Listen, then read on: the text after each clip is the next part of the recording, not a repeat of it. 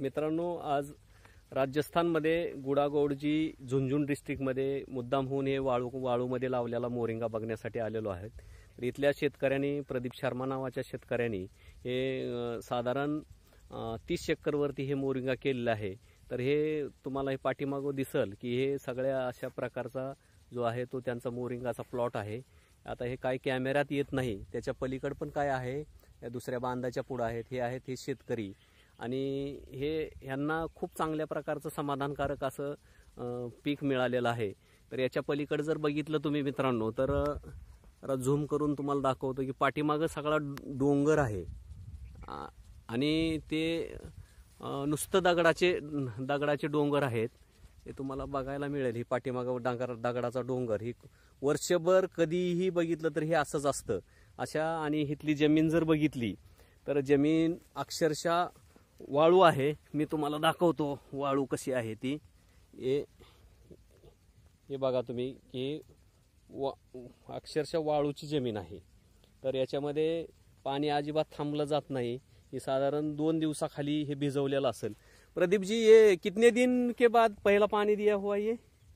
अभी परसों का दिया हुआ है. ये बघा, परवा दिवशी जमिनीमध्ये पाणी दिलेलं आहे. तर इथं आता असं वाटतंय की 8 दिवस झालं ह्याला पाणी दिलेलं आहे. तर याच्यामध्ये खूप चांगल्या प्रकारचं याच्यामध्ये त्यांनी शेती करत आहेत. ये जो अभी पहला जो कटिंग ही इसका जो कटिंग लिया है, ये इसका कब कटिंग लिया है? पहिले एक 20 दिन पहिले कटिंग. ये 20 दिवसापूर्वी ह्याचं कटिंग घेतलं होतं आणि आता एक साधारण 4-8 दिवसामध्ये कटिंगला येईल आणखी. आणि अशा ह्या वाळुकामय प्रदेशामध्ये जर ही येतंय तर आपल्या महाराष्ट्रातल्या ह्या काळ्या जमिनीमध्ये निश्चितच येतंय. आणि यांना हे सध्या 50 रुपये किलोनी विक्री करत आहेत अशा स्वरूपात आहे. तर या गावामध्ये हे शेतकरी गेली 3-4 वर्षापासून या मोरिंगाची शेती करतात, मोरिंगा पानाची शेती करतात. आणि या मोरिंगा पानाची शेती करत असताना त्यांना आलेले अनुभव वगैरे आपण त्यांचे घेणार आहे. पण तत्पूर्वी मी त्यांना सगळं विचारलं की बाबा हे कशी शेती आहे. तर ते खूप फायदेशीर शेती आहे म्हणतात. त्यांनी लागवड पण वेगळ्या पद्धतीची केलेली आहे. तर ही लागवड पण मी तुम्हाला दाखवतो कशी लागवड आहे याची. तर यांनी जी केलेली लागवड आहे ती फार वेगळ्या टाईपची लागवड आहे की साधारण एका तुम्हाला लक्षात येईल. आता मी जवळून दाखवतो फार की असे बेड उभा केलेले आहेत. आणि त्या बेडवरती साधारण असं बघितलं तर 1-1 फुटावरती 3 झाडं लावलेली आहेत. म्हणजे बेडच्या कडेला एक, बेडच्या मध्ये एक आणि बेडच्या दुसऱ्या कडेला एक. तर अशा स्वरूपाचं हे इथं यांनी लागवड केलेली आहे. त्याचबरोबर हे साधारण 15 ते 20 दिवसाचं, 20 दिवस ते 21 दिवसाचं हे पीक आहे. आता हे कट करायला आलेलं आहे तसं. तर हे कट करण्याच्या माऱ्यात आहे. तर इथं हे सगळं मिळून यांचं एक 30 एकर क्षेत्र आहे. तर याच्यामध्ये ती शेवगा पालाची शेती घेत आहेत. तर याच्यामध्ये यांनी हे वाळुकामय प्रदेशामध्ये हा केलेला एकमेव प्रयोग आहे. तर मित्रांनो, आपल्याला हे लक्षात घेण्यासारखा भाग आहे की खराब जमीन म्हणजे एकदम वाळूची जमीन, अगदी आपल्याकडच्या मुरमाड जमिनीपेक्षा सुद्धा ही खराब असते. या वाळूच्या जमिनीमध्ये अजिबात पाणी साठून राहत नाही. आणि ते पाणी साठून न राहिल्यामुळं ह्या जमिनीमध्ये कुठल्याही पिकाला उतार येत नाही. तर ह्या जमिनीमध्ये खूप चांगला असा त्यांना उतार मिळालेला आहे. हे आपण बघतोय पुढं की ही जी जमीन आहे तर याच्यामध्ये यांनी या मोरिंगाची लागवड केलेली आहे. तर या मोरिंगामध्ये त्यांना खूप चांगलं असं उत्पादन मिळालेलं आहे.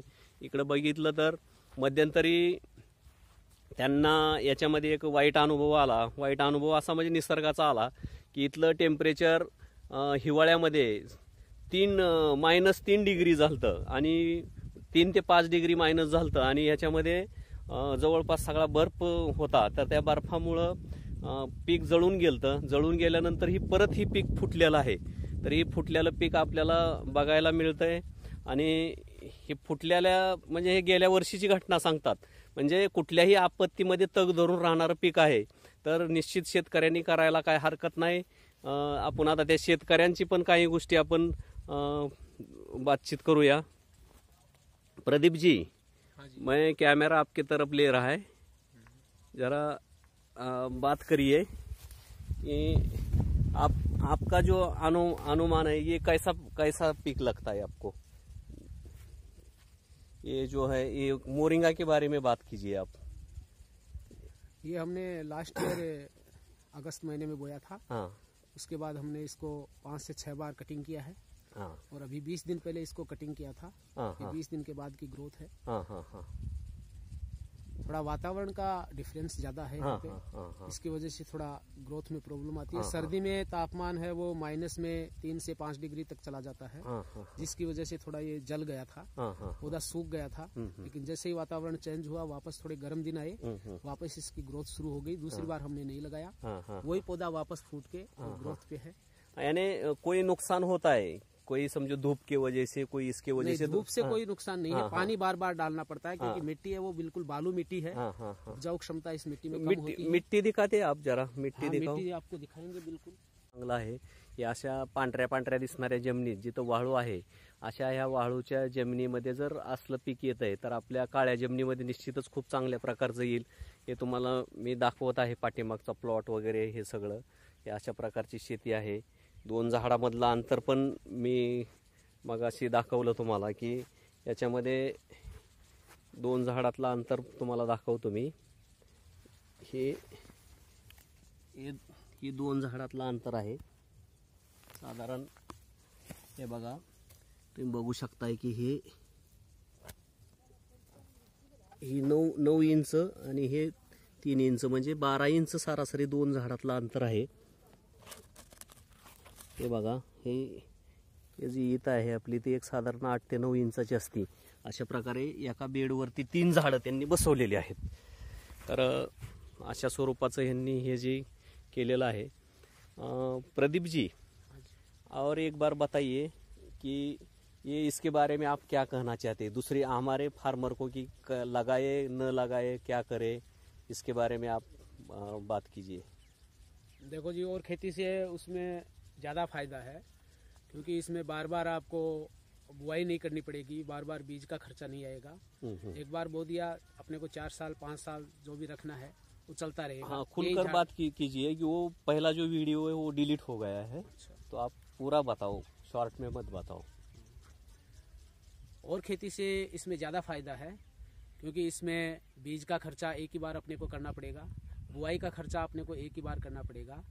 वो एक बार जो पौधा हो गया उसकी कटिंग के बाद बार बार ग्रोथ होती रहती है और साल में 5 से 6 बार ये कटता है। हर दूसरे महीने इसकी कटिंग करनी पड़ती है और बार बार इसमें वो खेती का ट्रैक्टर चलाने का वो खर्चा नहीं होता। इसके हिसाब से ये आम खेती के बजाय ज़्यादा फायदेमंद है। इसलिए मेरा कहना यही है कि बाकी की खेती की बजाय अपने को मोरिंगे की खेती ही करनी चाहिए। मोरिंगे में ज़्यादा फायदा है। और आपका नाम और ये गांव बताइए, यहाँ का ठिकाना बताइए। हाँ, हम राजस्थान के झुंझुनू डिस्ट्रिक्ट के गुढ़ागोड़जी गांव में हैं। आपकी यहाँ की खेती का टाइप कैसा है, जरा उनको बोल के दिखाइए। क्या कैसी खेती है? अच्छी है, बालू है, कैसा है? बालू मिट्टी है, थोड़ा वातावरण का डिफरेंस ज़्यादा है, तापमान ज़्यादा ऊपर नीचे होता है। गर्मियों में 48 से 50 डिग्री तापमान जाता है और सर्दियों में माइनस में 3 से 5 डिग्री तक तापमान जाता है। ठीक है, तो हमारे फार्मर ने निश्चित लगाना चाहिए। हाँ, हमारी तो बालू मिट्टी है, एकदम हाँ। रेतीली मिट्टी है जिसमें हाँ। पानी की बहुत ज़्यादा डिमांड रहती है। हाँ। हर तीसरे या चौथे दिन पानी डालना ही पड़ेगा। हाँ। उसके हिसाब से आपके यहाँ थोड़ी मिट्टी अलग है, डिफरेंस है, तो आपको ज़्यादा फायदेमंद रहेगा। ठीक है प्रदीप जी, आपका हमारे महाराष्ट्र के फार्मर के तरफ से और खुद मैं महारुद्र जाधव की तरफ से आपका बहुत बहुत धन्यवाद। आपने टाइम निकाल के खेत दिखाया और इसकी सब जानकारी दे दी, ये सब बताया। Thank you.